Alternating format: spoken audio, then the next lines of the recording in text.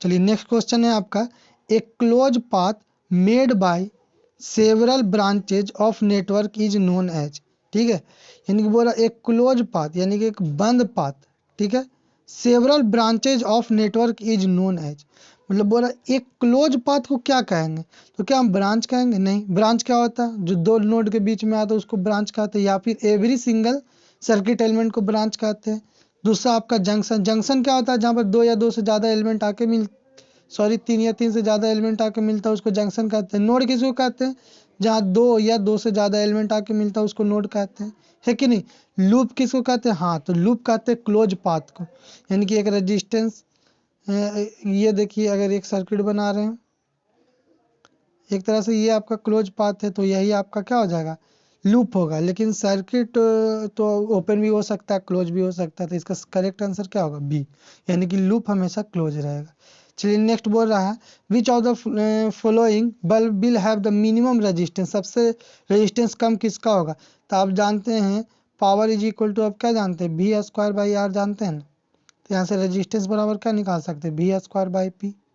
ठीक है, तो B square by P resistance निकालने का तरीका, ये बी यहाँ पर दिया हुआ है, पी दिया हुआ, बी दिया हुआ, पी दिया हुआ, बी दिया हुआ है, पी दिया हुआ, तो यहाँ से आप रेजिस्टेंस निकाल सकते हैं। पहले तो आप ये दोनों में देख लीजिए किसका रेजिस्टेंस ज़्यादा होगा या कम होगा सॉरी। तो ये देखिए ये दोनों का वोल्टेज तो सेम है 110 110, तो रेजिस्टेंस आप जब निकालिएगा तो बी के जगह पर 110 रखिएगा। इसका वाटेज कम है, इस बल्ब का वाटेज ज़्यादा है, यानी कि पावर इसका ज़्यादा है, तो अगर पावर इसका ज़्यादा तो यानी कि इसका रेजिस्टेंस कम होगा। ठीक है, तो इतना तो पता चल गया कि इन दोनों में हमारा कम रेजिस्टेंस किसका होगा, 100 वाट का होगा। ठीक है, 100 वाट का रेजिस्टेंस कम होगा 100 वाट वाले का। अब देखते हैं इन दोनों में किसका रेजिस्टेंस कम होगा, तो इन दोनों में अब देखना क्या, वैसे भी आपको आंसर मिल रहा होगा, फिर भी देख लीजिए, यहाँ से रेजिस्टेंस निकालिएगा R is equal to V square by R करके, इन दोनों में रेजिस्टेंस किसका कम होगा, 220 सेम रखिएगा, लेकिन यहाँ पर पी होगा।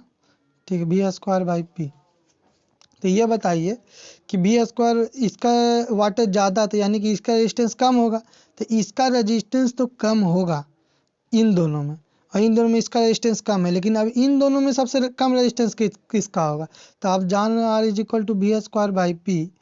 तो ये देखिए तो इसका आपका वाटेज 100 है और वोल्टेज आपका 110 है, तो यहाँ से रेजिस्टेंस निकाल सकते हैं, आर इज इक्वल टू 110 का स्क्वायर अपॉन 100, यानी कि लगभग 101 आ जाएगा यहाँ से। ठीक है, पहले बी का। अब डी में देखते डी वाले ऑप्शन में रेजिस्टेंस निकालिएगा, तो वी स्क्वायर बाई पी यानी कि 220 का स्क्वायर बाई 110, यानी कि कितना हो जाएगा, 22 दूनी 11 दूनी 22, 22 दूनी 44, और ये आपका हो जाएगा 440। तो ये बताइए 121 ओम आया, ये आपका 440 ओम आया, तो कौन सा रेजिस्टेंस कम हुआ था, ये, यानी कि ऑप्शन बी आपका करेक्ट होगा, और आंसर दिया हुआ बिल्कुल सही है। ठीक है, अब अगला क्वेश्चन है, a circuit of zero lagging power factor behaves as, मतलब एक सर्किट है जो जीरो लैगिंग पावर फैक्टर मतलब कि पावर फैक्टर कितना, पावर फैक्टर जीरो है लेकिन लैगिंग भी है। लैगिंग आ गया मतलब क्या समझ जाएगा, लैगिंग आ गया तो मतलब समझ जाए कि आपका इंडक्टिव सर्किट है।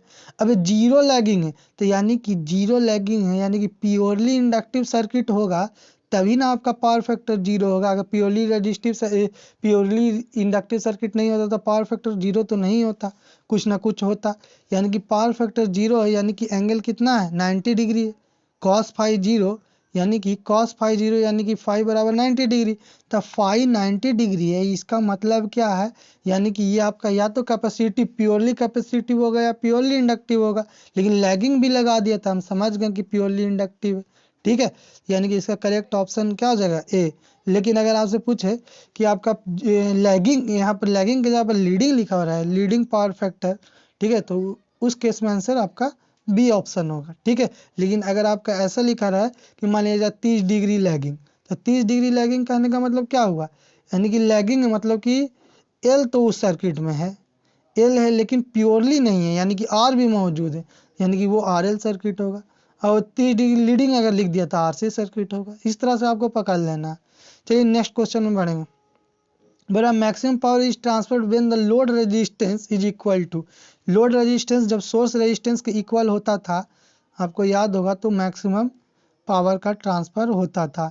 यानी कि अगर सोर्स रेजिस्टेंस 2 ओम है और वोल्टेज आपका 10 वोल्ट है, तो लोड रेजिस्टेंस भी अगर 2 ओम होगा तभी आपका पावर मैक्सिमम ट्रांसफ़र होगा। ठीक है, तो इक्वल टू सोर्स रेजिस्टेंस, यानी कि लोड रेजिस्टेंस RL बराबर RTH रहना चाहिए।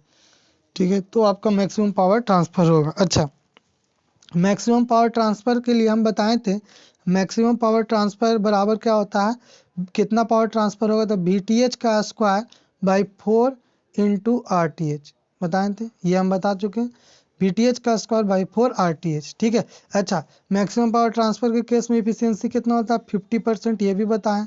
एक चीज़ और बताएं कि मैक्सिमम पावर ट्रांसफ़र के समय जो आपका सोर्स वोल्टेज है, मान लिया जाए सोर्स वोल्टेज अगर B है, तो लोड के अक्रॉस और सोर्स रेजिस्टेंस के अक्रॉस का वोल्टेज आधा आधा हो जाता है, V/2।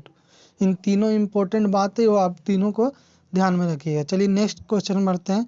किरचॉफ्स लॉ, एक minute, Kirchhoff's law is applicable to, तो ठीक है, हम बताएं तो किरचॉफ्स लॉ आपका सब में एप्लीकेबल है, AC रहे, DC रहे, लीनियर रहे, एक्टिव रहे, पैसिव रहे, सब में, सिर्फ आपका डिस्ट्रीब्यूटेड को छोड़कर। ठीक है, डिस्ट्रीब्यूटेड को छोड़कर सब में आपका, डिस्ट्रीब्यूटेड सर्किट को छोड़कर आपका सब में एप्लीकेबल है किरचॉफ्स लॉ। ठीक है, तो यहाँ बोला Kirchhoff's law is applicable to passive, बिल्कुल सही बात है, एक्टिव बिल्कुल सही बात है, और DC सर्किट बिल्कुल सही बात है, तीनों में एप्लीकेबल है, पैसिव में भी, एक्टिव में भी, DC में भी। लेकिन यहाँ पर देखिए पैसिव नेटवर्क ओनली लगा दिया, क्या सिर्फ पैसिव नेटवर्क में एप्लीकेबल है किरचॉफ्स लॉ, बिल्कुल नहीं, सब में एप्लीकेबल है। AC में तो एप्लीकेबल है ही, DC में है ही, लेकिन यहाँ पर एक ऐसा ऑप्शन दिया है, both AC as well as DC, the most appropriate option option D है। ठीक है, अच्छा, किरचॉफ साहब 2 लॉ बताए थे, एक KCL एक KVL। तभी आप वीडियो पॉज करके बताइए, अगर हम आपसे पूछे कि KVL कौन सा थ्योरम पर बेस्ड है, तो आप बोलिए कंजर्वेशन ऑफ एनर्जी पर बेस्ड है। उसी प्रकार आपको वीडियो पॉज करके भी बताना है KCL किस पर बेस्ड है। ठीक है, चलिए नेक्स्ट क्वेश्चन आपके पास है कि Thevenin's theorem is applicable to, तो थेवेनिन्स थ्योरम कहाँ एप्लीकेबल होगा, नहीं होगा, इसका एकदम बिल्कुल आपको कहाँ से पता चलेगा, इसका स्टेटमेंट से। थेवेनिन का स्टेटमेंट क्या था, linear bilateral complex network can be reduced in a single equivalent voltage source and single equivalent resistance in series method, मतलब कि वोल्टेज सोर्स के साथ एक आपका सिंगल इक्विवेलेंट रेजिस्टेंस रहेगा। ठीक है, तो ये आपको थेवेनिन सर्किट कहते हैं। ठीक है, ये होता है VTH, ये होता है RTH। तो इसी में आप देख लीजिए, लीनियर आ गया, बायलेटरल आ गया, यानी कि लीनियर बायलेटरल के लिए एप्लीकेबल है। ठीक है, बाकी किसी के लिए नहीं। तो यहाँ पर क्या बोल रहा है, एक्टिव एंड नॉन लीनियर। ठीक है, एक्टिव तो ऐसा कुछ नहीं है, active and linear, passive and non linear, और पैसिव एंड लीनियर, यानी कि यहाँ पर 4 ऑप्शन दिया। तो ये बताइए यहाँ पे नॉन लीनियर के लिए तो होगा नहीं, ऑप्शन पहले आप हटाना सीखिए, नॉन लीनियर के लिए होगा नहीं। अब एक्टिव रहना चाहिए कि पैसिव, अब बताइए आपका सर्किट में कोई भी सोर्स है ही नहीं। ठीक है, यानी कि आपका पूरा सर्किट पैसिव है, केवल पैसिव है। ठीक है, पैसिव सर्किट अगर हम आपको बोल दे रहे हैं, तो इसका मतलब है कि उसमें एक भी, मान लिया जाए हम बोल दें कि पैसिव सर्किट, तो आपके दिमाग में आ जाना चाहिए कि उसमें एक भी आपका एनर्जी सोर्स मौजूद नहीं है। लेकिन एक्टिव बोल रहे हैं, तो हो सकता है सर्किट में एक्टिव और पैसिव दोनों भी सोर्स रह सकता है, उस सर्किट को भी हम लोग क्या बोलेंगे, एक्टिव। जैसे ये सर्किट आपका एक्टिव है, लेकिन इससे पहले बनाए हुए थे वो पैसिव है, क्योंकि इसमें एक आपका सोर्स है। तो ये बताइए, बिना सोर्स के क्या आप थेवेनिन्स लगा लीजिएगा, बिल्कुल नहीं, कम से कम 1 सोर्स, 2 सोर्स, 3 सोर्स, कुछ तो चाहिए। ठीक है, तो एक्टिव होना चाहिए सर्किट, तो एक्टिव एंड लीनियर। ठीक है, चलिए नेक्स्ट क्वेश्चन बढ़ते हैं। बोला इन ए डेल्टा कनेक्टेड, ठीक है, in a delta connected each element has a resistance R, the value of resistance in equivalent star connection, यानी कि बोला कि डेल्टा में R R R है, डेल्टा में R R और R है। तो अब बताइए स्टार में क्या होता है, इसका हम प्रूव करके भी आपको हम दिखाए हैं। ठीक है, ऐसे भी हम आपको एक ट्रिक बताए थे कि डेल्टा मोटा होता है और आपका स्टार पतला होता है। तब बताइए, जब आपका मोटा से पतला जाएगा तो कमेगा, यानी कि R/3 होगा। 3 फैक्टर से हमेशा कम था, यानी इच का कितना होता है R/3 होगा। ठीक है, चलिए आपका ऑप्शन बी बिल्कुल करेक्ट होगा, यानी कि ये भी सवाल सही दिया।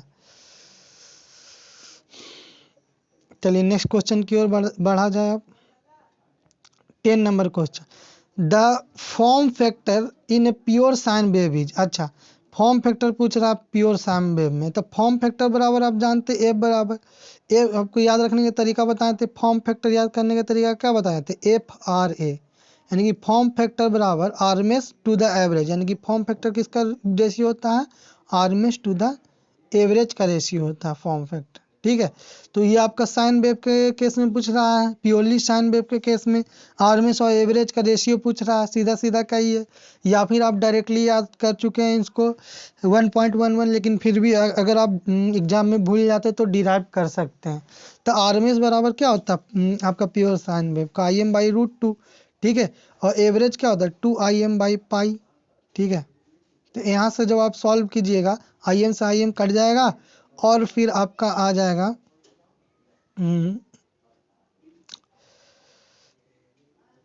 लिखने का स्पेस है नहीं, फिर से लिख देते हैं। आपका देखिए IM/√2, ठीक है, और 2IM/π ये हो जाएगा आपका। और जब आप इसको सॉल्व कीजिएगा तो IM से IM कट जाएगा, फिर पाई ऊपर चल जाएगा और 2√2 नीचे, और जब इसको डिवाइड दीजिएगा तो 1.11 आ जाएगा, यानी कि करेक्ट ऑप्शन क्या होगा 1.11। देख लेते हैं आपका आंसर कहाँ मिल रहा है 1.11। ये देखिए ऑप्शन डी में है आपका, और ये बिल्कुल करेक्ट आंसर भी दिया हुआ है। नेक्स्ट क्वेश्चन है, Norton theorems reduces a two terminal network to, यानी कि नॉर्टन थ्योरम, नॉर्टन का आपको याद होगा स्टेटमेंट बिल्कुल सेम एज थेवेनिन था, और आपको थेवेनिन सर्किट को आप नॉर्टन में भी बदल सकते हैं। तो नॉर्टन क्या बोलता था, any linear bilateral complex network can be reduced into a single equivalent current source and a single equivalent resistance in parallel with it. मतलब किसी भी लीनियर बाइलेटरल कॉम्प्लेक्स नेटवर्क को आप एक सिंगल इक्विवेलेंट करंट सोर्स और एक parallel में उस रेजिस्टेंस से आप उसको रिप्लेस कर सकते हैं। ये कौन बताए थे, नॉर्टन साहब। तो अब यहाँ पर क्या बोल रहा है, एक कांस्टेंट वोल्टेज सोर्स, वोल्टेज का तो बात ही नहीं है, नॉर्टन में आपका क्या आता है, करंट आता है, यानी कि ये गलत हो जाएगा, ये भी गलत हो जाएगा, वोल्टेज की बात किया तो करंट सोर्स वाला ये दोनों होगा, लेकिन एन इम्पीडांस पैरेलल में और एक एन इम्पीडांस सीरीज में। तो बताइए क्या हम लोग सीरीज में जोड़ते थे, बिल्कुल नहीं, सी हो जाएगा ऑप्शन सी बिल्कुल करेक्ट, पैरेलल में जोड़ते हैं, ये भी सही आंसर दिया। नेक्स्ट क्वेश्चन है, a 3 phase 4 wire system supply power to balance star connected load, the current in each phase is 15, the current in neutral wire. मतलब बोल रहा बैलेंस। अब बताइए, हम आपको बताएं तो जब बैलेंस आपका सिस्टम रहता है तो न्यूट्रल करंट में, न्यूट्रल वायर में आपका कितना करंट फ्लो करता है, 0। ये आपको याद रखना, ठीक है। बैलेंस सिस्टम में न्यूट्रल करंट में, न्यूट्रल वायर में कोई करंट नहीं फ्लो करता है। और इसको आप निकाल सकते हैं IN बराबर IR plus IY plus IB, इन तीनों का फेजर सम करके। ठीक है, अगर आप इसको प्रूव करना चाहते हैं तो प्रूव कर भी सकते हैं। By the way, each phase में अगर 15 एम्पियर करंट है तो आप कह सकते हैं, अगर आर फेज को रेफरेंस लेंगे तो IR बराबर क्या लिख सकते हैं, 15 ∠0। IY इज इक्वल टू क्या लिख सकते हैं, बैलेंस सिस्टम में तो IR IY और IB सबका आपका क्या होगा कि मैग्नीट्यूड करंट बराबर होगा, करंट का मैग्नीट्यूड, लेकिन ये डिस्प्लेस होगा, क्यों, कितना डिग्री से वाई डिस्प्लेस होगा, -120 डिग्री से, यानी कि लैग करेगा 120 डिग्री, और बी कितना 240 डिग्री से। जब तीनों को आप सम अप कीजिएगा एंगल के साथ तब आपको मिल जाएगा 0। ठीक है, तो यहाँ से तीनों का सम ही आपका न्यूट्रल करंट के बराबर होता है। ठीक है, और बैलेंस के केस में कितना होता है, 0। आज के बाद आप याद रखिए कि बैलेंस सिस्टम में आपका क्या होता है, बैलेंस सिस्टम में आपका न्यूट्रल में कोई भी करंट नहीं फ्लो करता न्यूट्रल वायर में। अच्छा, एक जवाब आप नीचे कमेंट में दीजिए कि किस कनेक्शन में फेज वोल्टेज और लाइन वोल्टेज बराबर होता। चलिए अभी वीडियो पॉज करके जवाब दीजिए। नेक्स्ट क्वेश्चन है, the phase sequence R/B denotes that, यानी कि फेज सीक्वेंस R/B क्या डिनोट करता है, the EMF of R lag that of phase B by 120 degree. मतलब कि RBY है फेज सीक्वेंस। अच्छा, फेज सीक्वेंस के बारे में हम आपको नहीं बताए थे, लेकिन चलिए बताने का प्रयास करते हैं। देखिए फेज सीक्वेंस क्या होता है, जैसे कि आप जानते हैं कि डीसी के केस में पोलैरिटी होता है, लेकिन एसी के थ्री फेज वायर के केस में बात करें, यानी कि थ्री फेज एसी के बारे में बात करें, तो उसमें आपका फेज सीक्वेंस होता है। एक तरह का ये पोलैरिटी ही है, ठीक है। तो फेज सीक्वेंस दो प्रकार का होता है। फेज सीक्वेंस कितना प्रकार का होता है? दो प्रकार का, एक आर वाई बी, एक आर बी वाई। तो जो अभी तक हम आपको बताते आ रहे हैं वो R Y B phase sequence, इसको हम लोग पॉजिटिव फेज सीक्वेंस भी कहते हैं, इसको हम निगेटिव फेज सीक्वेंस कहते हैं, ठीक है। जो अभी तक हम आपको बताते आ रहे हैं वो आर वाई बी है, लेकिन पूछा क्या आर बी वाई। तो R B Y phase sequence में क्या होता है? बिल्कुल अपोजिट होता है। देखिए पॉजिटिव फेज सीक्वेंस में क्या होता था, मान लीजिए आर फेज रहता था भी आर, इससे लैग करता था वाई, ठीक है, आर वाई, फिर आपका बी आता था। लेकिन इसमें निगेटिव फेज सीक्वेंस में आर बी वाई में क्या होगा कि पहले तो आपका आर आएगा और इससे आपका 120 डिग्री लैग करेगा, वाई नहीं बी, यहाँ पर बी आ जाएगा, उसके बाद आपका वाई आएगा, ठीक है। ये सब के बीच में एंगल 120 डिग्री रहेगा। तो ये आपका होता था क्या, निगेटिव फेज सीक्वेंस ये हुआ, ठीक है। इसके बारे में हम डिटेल बताएंगे, एक वीडियो जरूर नया लेके आएंगे, ठीक है। उसमें अभी हम थ्री फेज एसी में पावर का भी बात नहीं किए, उसका भी बात करेंगे। चलिए तो यहाँ पर देख लेते हैं, ऑप्शन मिला लेते हैं। देखिए ऑप्शन क्या बोल रहा है, पहले the phase sequence of RBY denote the EMF of R phase lag that of B phase by 120 degree. यानी कि R फेज का थोड़ी लैग कर रहा है, B का ना लैग कर रहा है, B फेज का EMF लैग कर रहा है R से, ठीक है। तो ये आपका गलत हो गया। दूसरा क्या बोल रहा, देखिए तो 120 डिग्री से लैग कर रहा है, पीछे चल रहा है, क्लॉकवाइज में लैग करता है। The EMF of R phase lag that of EMF of Y by 120 degree, मतलब बोला R फेज का EMF लैग कर रहा है वाई से, ऐसा तो नहीं है, बिल्कुल नहीं है। आपका वाई लीड कर रहा है आर से 120 डिग्री से। यहाँ बोल रहा है the EMF of R lag of phase Y by 120 degree, ठीक है। आर का लैग कर रहा, बिल्कुल ये बात सही हो सकता है। देखिए कैसे सही है, इसको हम ऐसे कह सकते हैं कि जो आर फेज है वाई फेज है, ठीक है, वाई फेज है और ये आर फेज है। तो बताइए वाई फेज का जो ईएमएफ है वो 240 डिग्री से लैग कर रहा है आर फेज से। या फिर ऐसे भी कह सकते हैं कि बताइए वाई फेज का जो ईएमएफ है, वाई फेज का ईएमएफ है वो आपका 120 डिग्री से लीड कर रहा है, मतलब आर फेज का 120 डिग्री से लैग कर रहा है, बिल्कुल कह सकते हैं। यानी कि ऑप्शन बी सही हो सकता है, ठीक है। लेकिन और आगे ऑप्शन पढ़ते हैं, the EMF of R phase lead that of EMF of Y phase. R phase का ईएमएफ वाई से लीड कर रहा है 120 डिग्री से, ठीक है। नहीं, लेकिन ऐसा बात नहीं है, यहाँ पर आपका वाई फेज का लीड कर रहा था ना, वाई फेज का एंटी क्लॉकवाइज में कौन लीड करता, वाई, तो वाई लीड कर रहा था, ठीक है। अगर आपको इसमें कंफ्यूजन हो रहा है तो हम बताएं फेज सीक्वेंस वाला वीडियो नहीं जो हम स्टार्ट किए थे थ्री फेज, तो वहीं पर हम आपको बताए थे ये चीज़, ठीक है। तो आपका ऑप्शन बी सही होगा तीनों में। अब आगे देखते हैं चौथा ऑप्शन पढ़ के, the EMF of phase B lead the EMF of R phase. देखिए फेज बी का ईएमएफ तो लैग ही कर रहा था, अभी हम आपको बनाए थे, तो ये भी गलत हो जाएगा, यानी कि बी ऑप्शन आपका करेक्ट हो जाएगा। आपको दिमाग लगाना पड़ेगा, ठीक है। अगर नहीं समझ में आया तो हम फिर से बताते हैं बिल्कुल क्लियर फिगर्स। एक मिनट, थोड़ा ऑप्शन भी रह जाना चाहिए ताकि, चलिए देखिए हम फिर से फिगर बना रहे हैं निगेटिव फेज सीक्वेंस का। ये आपका आर फेज हो गया, एक मिनट, ये आपका वाई फेज हो गया। लेकिन ये चूंकि निगेटिव फेज सीक्वेंस है ना, तो आर के बाद वाई नहीं, आर के बाद क्या आएगा, बी आएगा। तो ये आपका बी फेज हो गया और ये आपका वाई हो गया। तो ये बताइए, ये बी फेज 120 डिग्री से लैग करेगा और बी फेज से वाई फेज 120 डिग्री से लैग करेगा, ठीक है। और वार फेज से वाई फेज 240 डिग्री से लैग करेगा। और यहाँ पर देखिए वाई फेज 120 डिग्री से लैग करेगा, आपका वाई फेज लीड करेगा 120 डिग्री से, एंटी क्लॉकवाइज में देख रहे हैं तो वाई फेज आपका लीड करेगा 120 डिग्री से आर फेज से, या फिर आर फेज को कह सकते हैं आर फेज लैग करेगा वाई फेज से 120 डिग्री से, दोनों एक ही बात है। तो बोल रहा the EMF of phase R lag the that of phase B. तो बताइए आर का ईएमएफ थोड़ी ये लैग कर रहा है, वो बी का ना लैग कर रहा था, पहला तो गलत हो गया। The EMF of phase R lag of phase Y by 120 degree. Y का आर फेज का जो ईएमएफ है वो लैग कर रहा है वाई से, तो आर फेज का ईएमएफ बिल्कुल लैग कर रहा है। देखिए क्लॉकवाइज में हम चल रहे हैं, क्लॉकवाइज में देख रहे हैं 120 डिग्री बना रहा है, मतलब कि आर फेज आपका लैग कर रहा है, ठीक है। लेकिन एंटी क्लॉक में अगर बढ़िएगा तो क्या होता है, वाई आपका लीड कर जाएगा 120 डिग्री से आर से। तो दो तरीका से इसको कह सकते हो, वाई 120 डिग्री से आर से लीड कर रहा है, या फिर आर आपका 120 डिग्री से लैग कर रहा है। तो बी ऑप्शन करेक्ट होगा। तीसरा कह रहा the EMF of phase R lead the EMF of Y. R phase का थोड़ी ये लीड कर रहा है, वाई का लीड कर रहा है, ये भी गलत।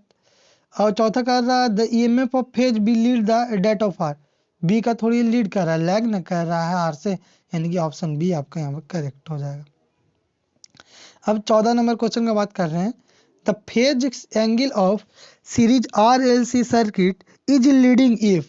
अच्छा लीडिंग कब होगा, तो लीडिंग कब होगा, तो हम फेज एंगल निकालने का तरीका हम आपको बता चुके हैं। tan फाई बराबर होता है एक्सएल एक्स अपॉन आर, लेकिन यहाँ पर आर एल सी सर्किट है तो आपका होगा XL minus X C upon R. तो बोल रहा कि लीडिंग कब होगा, तो लीडिंग कब होगा, जब फाई पॉजिटिव होता है तो लैगिंग होता है, लेकिन जब फाई निगेटिव होता है तो लीडिंग होता है, ठीक है। तो बताइए एक्सी जब बड़ा रहेगा एक्सेल कम रहेगा, यानी एक्सी जब बड़ा रहेगा एक्सेल से तब ना इसका वैल्यू निगेटिव आएगा, तब ना फाई का वैल्यू निगेटिव होगा, तब ना लैगिंग होगा। मतलब कि एक्सी बड़ा रहना चाहिए। ऐसे भी आप सोच लीजिए जब कैपेसिटिव इफेक्ट ज़्यादा रहेगा तब तो सर्किट होगा आपका लीडिंग, तो एक्सी ग्रेटर देन एक्सएल। देख लीजिए ऑप्शन सी आपका सही है। चलिए 15 नंबर क्वेश्चन का बात करते हैं। If in a circuit the voltage is reduce to half and resistance is double the value of current. बोल रहा है कि करंट बराबर आप जानते वी बाई आर, लेकिन एक सर्किट में बोल रहा है कि नया करंट निकालिए, मान लेते हैं I1 निकालिए। अब बोल रहा है कि वोल्टेज को आधा कर दिया जाए, तब वोल्टेज आधा कर दिए, और रेजिस्टेंस को क्या कर दिया जाए डबल, यानी कि रेजिस्टेंस भी अपॉन आर, यानी पहले आर था अब 2R, पहले भी था तब भी बाई 2 था, अब कितना आ गया भी बाई 4R। यानी कि I1 बराबर यहाँ से क्या आ गया आपका I1 बराबर आ गया भी अपॉन आर का वैल्यू आई पता है, यानी कि I बाई 4। यानी कि अब जो नया करंट होगा वो पहले करंट का 1/4 होगा, यानी कि 1 क्वार्टर आपका सही आंसर होगा। 16 नंबर क्वेश्चन का बात करते हैं। 3 resistor each of resistance R connected to form a triangle. Triangle बना रहा है, समझ जाइए, आपको थोड़ा सा चूना लगा रहा है। ट्रायंगल मतलब कि आपका बना रहा है delta connection. The resistance between any true terminal. ये बहुत अच्छा क्वेश्चन है। दो टर्मिनल के बीच का रेजिस्टेंस निकालना है आपको, जबकि ये आर है, ये आर है, ये आर है। तो कोई भी दो टर्मिनल हम ले लेते हैं, ये इन दोनों को मान लेते हैं, इस टर्मिनल का नाम ए है, ये इन टर्मिनल का नाम बी है। तो बताइए जब मान लीजिए यहाँ से बैटरी कनेक्ट कीजिएगा आप, ठीक है, तो करंट जाएगा, तो यहाँ पर एक करंट डिवाइड होगा, यहाँ से करंट डिवाइड होगा, तो ये करंट आपका दोनों रजिस्टर में सेम जाएगा, इन दोनों में। तो ये जब करंट सेम जाएगा यानी कि आर और आर आपका सीरीज में हो जाएगा, आर आर सीरीज यानी कि 2R, और फिर 2R और आर पैरेलल में। तो 2R और आर पैरेलल में कीजिएगा तो कितना हो जाएगा 2R into are, 2R into are, और 2R प्लस आर यानी कि 3R, आर से आर गया यानी कि 2R बाई 3। देख लीजिए किस ऑप्शन में 2R by 3 option C. Are ऊपर है आपका, 2/3R है, मतलब इस तरह से लिखा हुआ है, ठीक है। तो ऑप्शन सी आपका बिल्कुल करेक्ट है, ठीक है। चलिए आगे बोल रहा है एन, एक minute, N alternating current of frequency 50 has and maximum value 200 ampere is given bye. अब बताइए फ्रीक्वेंसी आपका 50 दे दिया, तो हम आपको ऐसा ही बताते हैं ओमेगा बराबर 2πf। अब एफ बराबर आपका 50 दिया था, ऐसे भी आप जानते हैं पाई हुई का वैल्यू रखिएगा, 50 फ्रीक्वेंसी रहता तो ओमेगा 314 आता है। एक्सप्रेशन लिखना करंट के लिए, तो आई बराबर I am sine omega T. I am यानी कि मैक्सिमम वैल्यू दे दिया 200, साइन ओमेगा का वैल्यू 314 पता है टी, यानी कि 200 साइन 314 टी। देख लीजिए कौन ऑप्शन में, हम ख्याल से ऑप्शन 200 बी आपका सही होगा। यहाँ पर आंसर आपका गलत कर दिया, ठीक है। तो इसका आंसर आपका गलत दिया। देखिए अगर मैक्सिमम वैल्यू 200 है तो आपका 200 साइन ओमेगा यानी कि 314 टी होना चाहिए। अच्छा, एक चीज़ और आप ध्यान दीजिए, अगर आपका ये मैक्सिमम वैल्यू ना दे के ये आरएमएस वैल्यू देता, ठीक है, आरएमएस वैल्यू अगर 200 देता तो मैक्सिमम निकाल लेते हैं। आप जानते हैं कि आरएमएस बराबर क्या होता है, IM/√2। तो मैक्सिमम निकालने के लिए आपको आरएमएस में √2 से मल्टीप्लाई कर देते हैं, ठीक है। तो अगर आपका 200 आपका आरएमएस वैल्यू दिया हो रहा था तो 200 √2 आपका मैक्सिमम हो जाता और साइन ओमेगा का वैल्यू 314 टी आंसर। लेकिन चूंकि यहाँ पर मैक्सिमम वैल्यू डायरेक्ट दे दिया था 200 साइन 314 टी, खत्म, ठीक है। चलिए अब बात करते हैं 17 नंबर क्वेश्चन का। Which of the following quantities are the same all parts of a series circuit. Series circuit में क्या सेम रहता है, वोल्टेज तो डिवाइड होता है, पावर सेम नहीं रहता, लेकिन करंट आपका सेम रहता है, ठीक है। और रेजिस्टेंस तो आपका सबका सम होता है। अच्छा एक आप बताइएगा एक और बात कि in case of series circuit, ठीक है, in case of series circuit जो आपका इक्विवेलेंट रेजिस्टेंस होता है वो इंडिविजुअल रेजिस्टेंस से ज़्यादा होता है या कम होता है, ये आप हमको कमेंट में बताइए नीचे वीडियो पॉज करके। चलिए अब नेक्स्ट क्वेश्चन का बात करते हैं।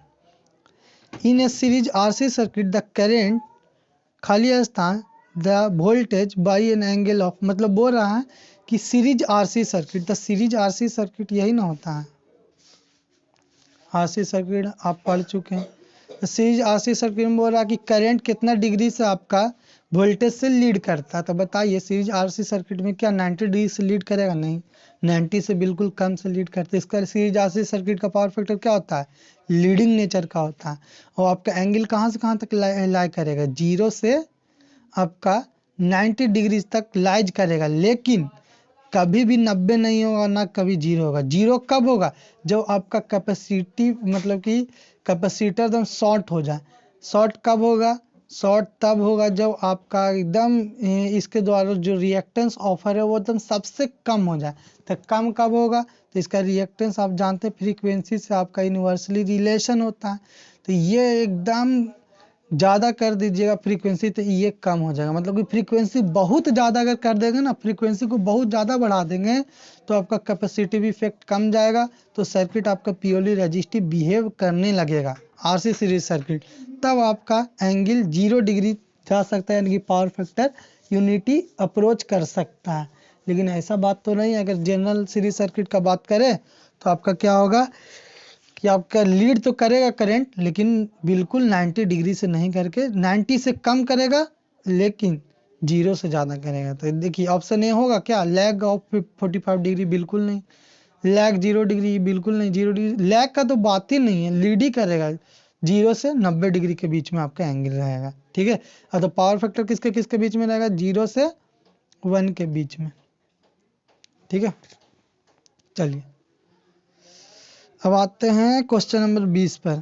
The net reactance in RLC circuit, the net reactance x बराबर क्या बोलते थे, XL-XC, हमेशा हम आपको बताएं, ठीक है। तो इस बात को आप याद रखिए, यही आपका नेट रिएक्टेंस होता है किसमें, आपका RLC सीरीज सर्किट। जैसे इम्पीडांस में लिखते थे तो जेड बराबर क्या लिखते थे, R² प्लस XL-XC, या फिर इसको अगर लिखते थे जेड बराबर भी लिखते थे तो R प्लस जे XL-XC लिखते थे ना, हमेशा XL को पहले लिखते थे XC को बाद में। तो ये आपका रिएक्टेंस होता है, इस बात को net reactance RLC series circuit में। चलिए अभी इस ईयर का तो कंप्लीट हुआ, नेक्स्ट ईयर का बात करते हैं। अच्छा देखिए इसमें हम 2018 का क्वेश्चन कर रहे थे, जो आपका पहला दूसरा क्वेश्चन शायद छूट गया, ठीक है। देख लीजिए, इसको भी देख लेते हैं। 2 wires A and B have the same cross section, A का क्रॉस सेक्शन सेम यानी कि एरिया सबका सेम होगा, यानी कि दोनों का एरिया सेम दिया हुआ है। 2 वायर है, ए एक बी है, दोनों का तो एरिया सेम है। फिर बोला सेम मटेरियल से बना हुआ, मतलब कि रो भी सेम होगा, यानी कि रेजिस्टेंस डायरेक्टली लेंथ पर डिपेंड करेगा। अब बोल रहा कि पहला वायर का रेजिस्टेंस 600 ओम है और दूसरा वायर का रेजिस्टेंस 100 ओम है, यानी कि ये 6 गुना लंबा होगा तब ना इसका रेजिस्टेंस ज़्यादा, क्योंकि यहाँ पर एरिया से तो कोई मतलब नहीं है। तो रेजिस्टेंस आप जानते हैं रो L/A होता है, लेकिन चूंकि यहाँ पर रो फिक्स हो गया, ए फिक्स हो गया, तो रेजिस्टेंस एल पर डिपेंड कर रहा है। एल बड़ा होगा तब ना रेजिस्टेंस बड़ा होगा। तो इसका रेजिस्टेंस 600 है, यानी कि इसका रेजिस्टेंस 100 है, यानी कि 6 गुना ज़्यादा लंबा होगा। यानी कि यही पूछ रहा है कि the length of A is 6 times longer than B, 6 गुना बड़ा होगा। ठीक है, चलिए दूसरा, एक कांस्टेंट वोल्टेज सोर्स ही। तब कांस्टेंट वोल्टेज सोर्स क्या होगा? एक्टिव नहीं होगा, पैसिव तो होगा नहीं, और बायलेटरल तो होगा नहीं, यूनिलेटरल नहीं होगा। तो ऑप्शन ए इसका करेक्ट। चलिए हम नेक्स्ट ईयर का बात करते हैं, नेक्स्ट ईयर के क्वेश्चन का। चलिए नेक्स्ट ईयर का क्वेश्चन 2017 ऑड का है। ठीक है, देख लेते हैं इसको भी। बोला choose the most suitable answer. पहला, the resistance of wire varies inversely as, किसके साथ इनवर्सली वैरीज करता है? तो आर इज इक्वल टू आप क्या जानते हैं, रो एल बाई ए, यानी एरिया के साथ। देख लीजिए एरिया किस में, तो एरिया ऑफ क्रॉस सेक्शन आपका ए ऑप्शन। चलिए next, maximum power is transfer when the load resistance is equal to. तो जब लोड का रेजिस्टेंस सोर्स के इक्वल रहेगा तब आपका मैक्सिमम ट्रांसफर होगा पावर। लेकिन एक बात और याद रखिएगा, इसका ऑप्शन तो ये सही है, लेकिन देखिए दो केस होता है, दो केस है। एक आपका इस तरह से दिया हुआ, ये आपका 4 ओम है, इंटरनल रेजिस्टेंस वेरिएबल है, इस आर है, ये 10 ओम है, 10 वोल्ट है। फिर एक 10 वोल्ट का सोर्स है, ये 10 वोल्ट का सोर्स है, इंटरनल रेजिस्टेंस आपका 4 ओम है, और यहाँ पर लोड रेजिस्टेंस आपको निकालना। अच्छा, मैक्सिमम पावर के ट्रांसफर के केस में अगर यहाँ पर पूछेगा ये लोड रेजिस्टेंस वेरिएबल है, तो मैक्सिमम पावर ट्रांसफर के केस में अगर पूछेगा कि ये बताइए लोड रेजिस्टेंस आरएल का वैल्यू कितना होगा इस फिगर में, ठीक है, इस फिगर में, तो क्या बताइएगा इसके इक्वल, यानी कि 4 आरएल बराबर 4 होगा। ठीक है, कब ये हुआ? जब आपका लोड रेजिस्टेंस वेरिएबल रहेगा। ठीक है, तब आपको बताना है कि आपका 4 ओम के बराबर होगा। लेकिन अगर आपका सोर्स का रेजिस्टेंस वेरिएबल है तो आप क्या चाहिएगा, मैक्सिमम पावर कब ट्रांसफर ज़्यादा होगा? लोड, देखिए यहाँ पर हम सोर्स के रेजिस्टेंस को वेरी नहीं कर सकते, लेकिन यहाँ पर दिया हुआ कि सोर्स का रेजिस्टेंस वेरिएबल है। तो आप जरा मन में सोचिए कब आपका मैक्सिमम पावर ट्रांसफर होगा? जब आपका रेजिस्टेंस यहाँ पर मिनिमम से मिनिमम रहेगा सोर्स का, यानी कि रेजिस्टेंस आप क्या मानेंगे, 0, तब ना आपका मैक्सिमम पावर ट्रांसफर होगा। लेकिन इस केस में क्या होगा, जब आपका लोड का रेजिस्टेंस वेरिएबल है तो वो आपका सोर्स के रेजिस्टेंस के इक्वल रहेगा, तभी आपका मैक्सिमम पावर का ट्रांसफर होगा। इस बात को हम प्रूव कर चुके हैं। ठीक है, लेकिन अगर आपका इंटरनल रेजिस्टेंस वेरिएबल है तो समझ जाइए उसका रेजिस्टेंस एकदम कम से कम रखेंगे, तब ना पूरा का पूरा इसका पावर यहाँ जाएगा, मतलब पूरा का पूरा वोल्टेज यहाँ आएगा। अब वी स्क्वायर बाई आर करके आप निकाल लीजिएगा पावर। ठीक है, समझ रहे हैं? तो आपको कंफ्यूजन नहीं होना चाहिए। अगर आपको पूछेगा कि मैक्सिमम पावर ट्रांसफर के लिए, तो लोड हमेशा सोर्स रेजिस्टेंस के इक्वल रहना चाहिए, ये बात आप याद रखिए। यानी मैक्सिमम पावर ट्रांसफर के लिए लोड रेजिस्टेंस सोर्स रेजिस्टेंस के इक्वल रहना चाहिए। लेकिन अगर आपको बोल दे कि मैक्सिमम पावर ट्रांसफर के लिए, देखिए क्वेश्चन मेरा ध्यान से सुनिएगा, मैक्सिमम पावर ट्रांसफर के लिए लोड के जगह पर सोर्स लिख दे, source resistance is equal to, तो सोर्स रेजिस्टेंस कितना के बराबर हो जाएगा, 0 के बराबर।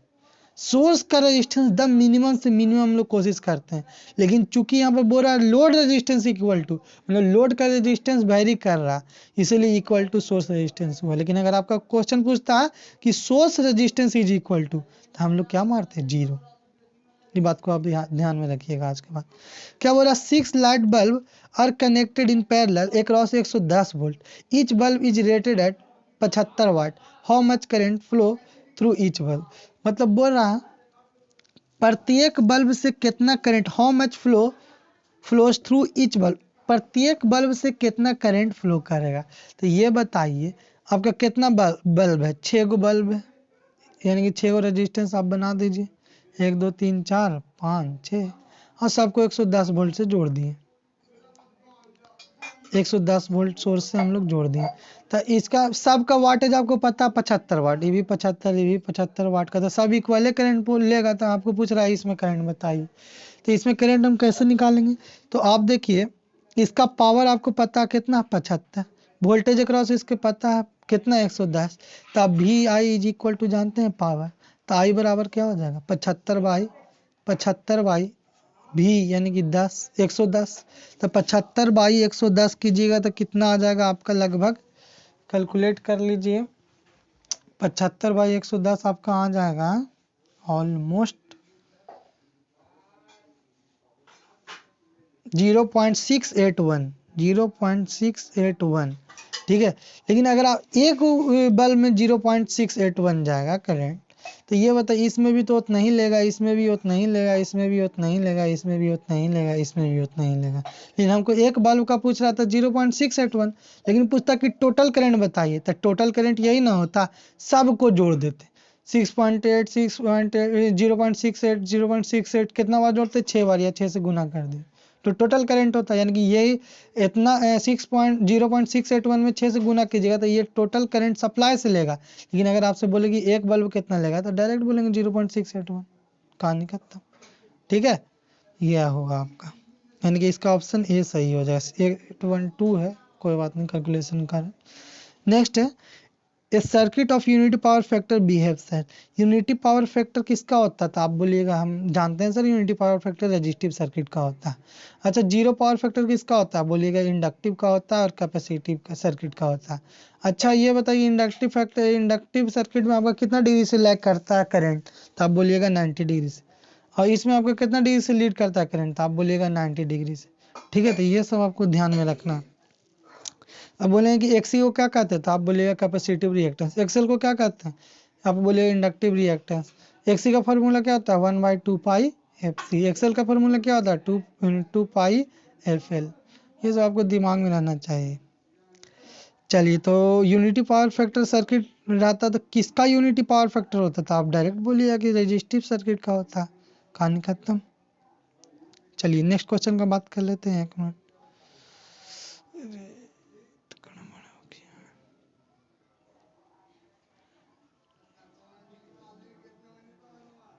चलिए नेक्स्ट क्वेश्चन का बात कर लेते हैं। बोला the peak value of sine wave is 200 volt, it's average value. तो पीक वैल्यू जब दे दिया, पीक वैल्यू कितना दे दिया आपका 200, तो एवरेज बराबर आप क्या जानते हैं, ये आई एम बराबर दे दिया। तो peak average value 2 I am, यानी कि 200 अपॉन पाई, ठीक है। तो इसको जब आप सॉल्व कर लीजिएगा तो 400 में पाई से डिवाइड कीजिएगा, ठीक है, तो आपका ऑलमोस्ट आ जाएगा 127 के करीबन, ठीक है। तो 127 का करीबन, यानी कि ऑप्शन ए आप का बिल्कुल सही हो जाएगा। ये भी लगता है गलत दे दिया है, इसका आंसर गलत दिया हुआ है। अब एक थोड़ा सा करेक्शन इसमें करते जाइएगा, जहाँ जहाँ हम बताए हैं कि आंसर गलत है उसको करेक्शन कीजिएगा।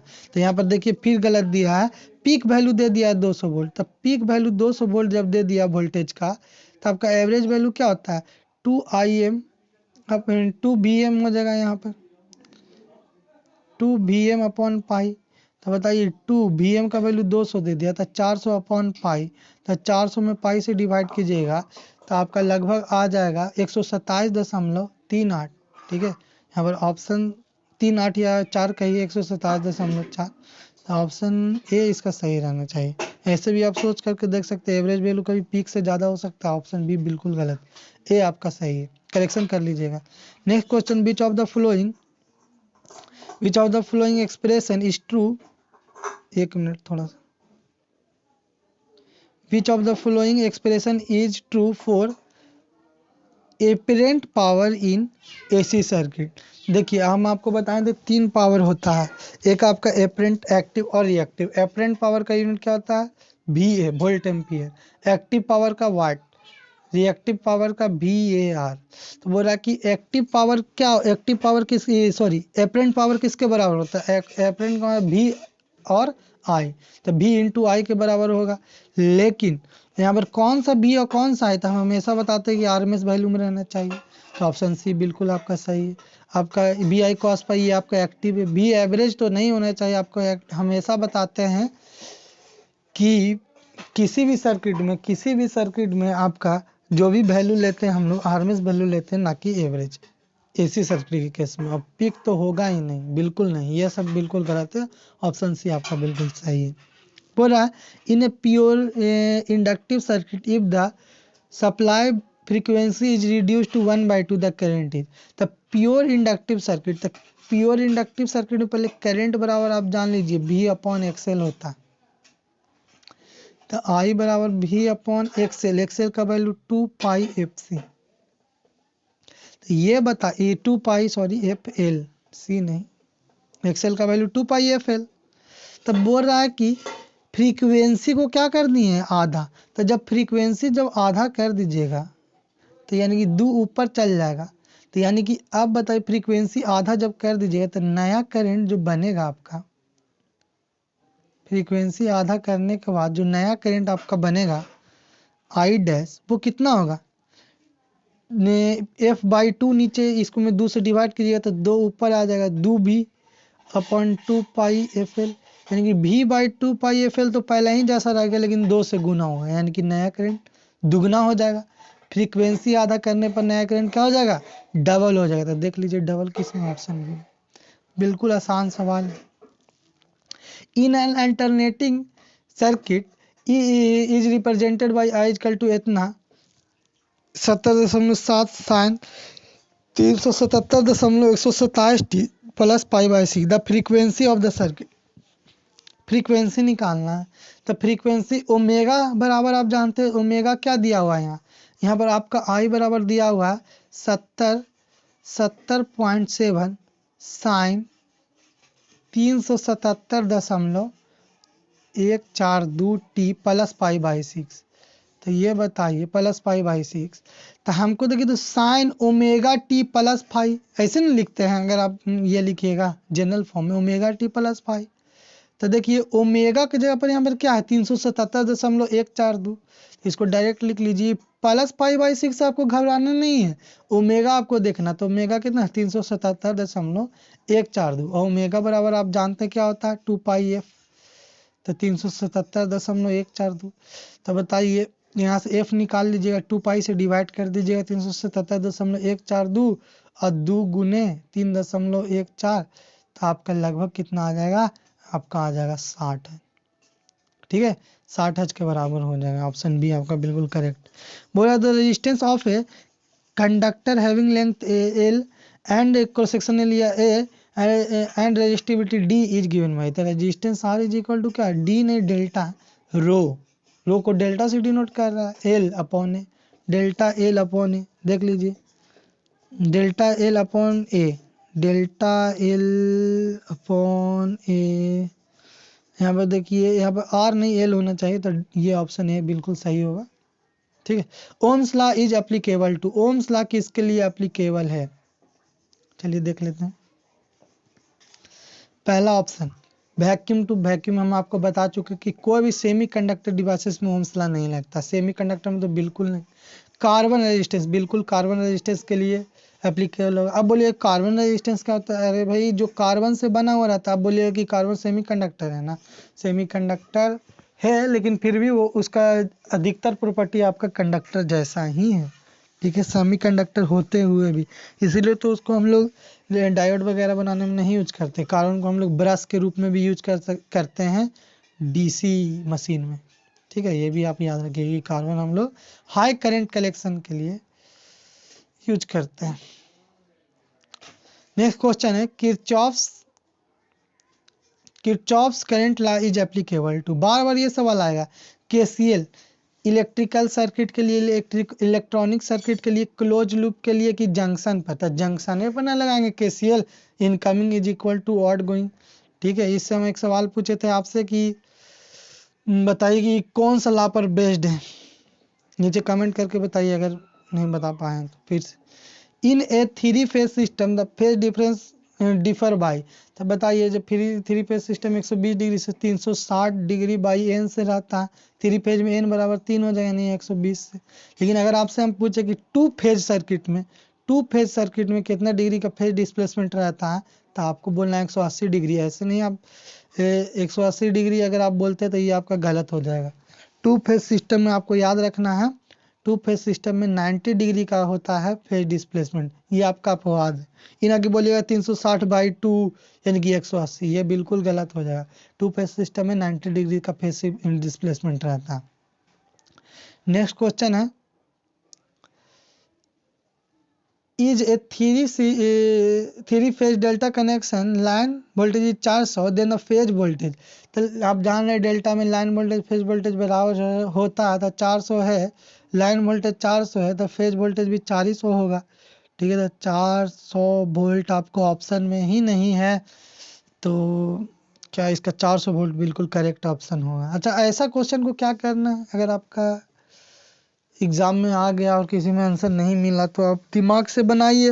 हो सकता है ये मैक्सिमम वैल्यू दिया हुआ है 400, तो 400/√2 भी कह सकते हैं, ठीक है, आरएमएस वैल्यू। लेकिन फिर भी अगर नहीं दिया हुआ है तो आप उसको बना दीजिए, सबको नंबर मिलता है जो क्वेश्चन गलत रहता है, ठीक है। ये कंपटीशन का हम रूल बता रहे हैं, सेमेस्टर में तो उतना पता नहीं है। खैर नेक्स्ट क्वेश्चन बोल रहा है, इन a star connected system of 3 phase current connection, मतलब बोला स्टार कनेक्शन सिस्टम में, 3 फेज का स्टार कनेक्शन सिस्टम में line current is equal to phase current. ये तो बच्चा बच्चा जानते हैं कि 3 स्टार कनेक्शन में line of phase current equal रहता है। दूसरा, line voltage is equal to phase voltage. क्या सही बात है? नहीं, लाइन वोल्टेज आपका √3 टाइम्स होता है फेज वोल्टेज का, ठीक है। तीसरा, line voltage is equal to phase voltage, बिल्कुल गलत बात है। चौथा, line current is equal to √3 times phase current. नहीं, ये तो कब एप्लीकेबल होता है? ये डेल्टा के लिए होता है, हाई फेज, ये डेल्टा कनेक्शन के लिए होगा। ये बिल्कुल आपका ऑप्शन ए सही होगा। The superposition theorem is required as any circuit to be solve as there are.